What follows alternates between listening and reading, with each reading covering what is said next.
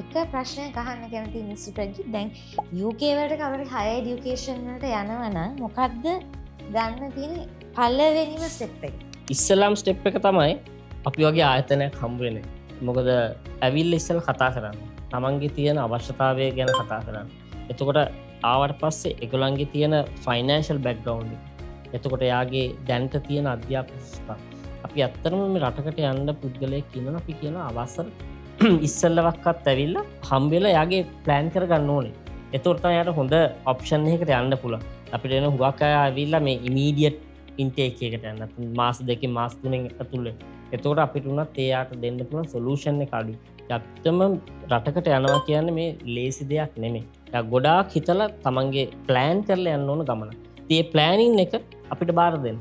අපි ඔයාට අවශ්‍ය ප්ලෑනින් එක ලබා දෙන්න. ඒක තමයි අපේ ආයතනයේ තියෙන විශේෂත්වය. අවශ්‍ය ප්ලෑනින් එක ලබා දෙන්නත් හරිම රිසල්ට් එක ලබා දෙන්නත් කල් ඇතුව මම හිතන්නේ ෆයින් විසා සෙන්ටර් එකට ඇවිල්ලා මම හිතන්නේ තවත් වැදගත් දෙයක් තමයි එතනදී ට්‍රාන්ස්පේරන්ට් වෙන එක. තමන්ගේ බෑග්ග්‍රවුන්ඩ් එක මොකද්ද, මොනවද අවශ්‍යතා, ෆයිනෑන්ෂල් ඇස්පෙක්ට් එක ගත්තොත් ඒ හැම දෙය ගැනම කන්සල්ටන්ට් එක්ක ට්‍රාන්ස්පේරන්ට් වෙන එකෙන් මම හිතන්නේ ලොකු රිසල්ට් එකක් ලබා ගන්න පුළුවන් නේද? තමන් ඇත්ත කියන්න ඕනේ. ඒ වගේම ඔයගොල්ලෝ යන ආයතනයේ පුද්ගලයොත් ඇත්ත කියන්නේ.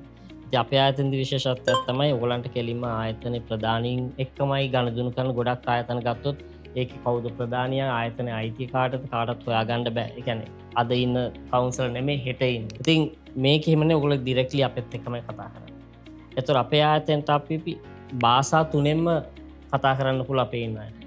ඒතර සමුගක් අපේ එන දෙමව්පියන්ට ඇත්තටම අපි ගත්තොත් උතුරු පැත්තේ එන අයට සිංහල හෝ ඉංග්‍රීසි කතා කිරීමේ හැකියාවක් නැහැ. දමිළ භාෂාව තමයි කතා කරන්නේ. අපි අපේ කවුන්සලර්ස්ලා අපේ ඉන්න ගයිඩන්ස් කරන අයට භාෂා තුනම කතා කිරීමේ හැකියාව.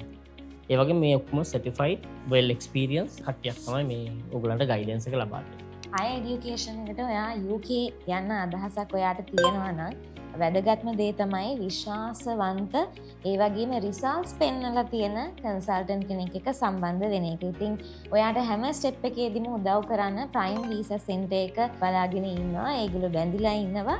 අද අපි මේ වීඩියෝ එකේ කතා කරේ UK ගැන. අපි තවත් අනිත් වීඩියෝස් වලින් අනිත් රටවල් කවර් කරන්න බලාපොරොත්තු වෙනවා. thank you very much Mr. Prageeth. මේ විස්තර අපිත් එක්ක thank you බෙදාගත්තට. ඉතින් අපේ අනිත් වීඩියෝස් උත් වෙනවා ඕස්ට්‍රේලියා, කැනඩා මේ වගේ countries කවර් කරලා. so stay tuned.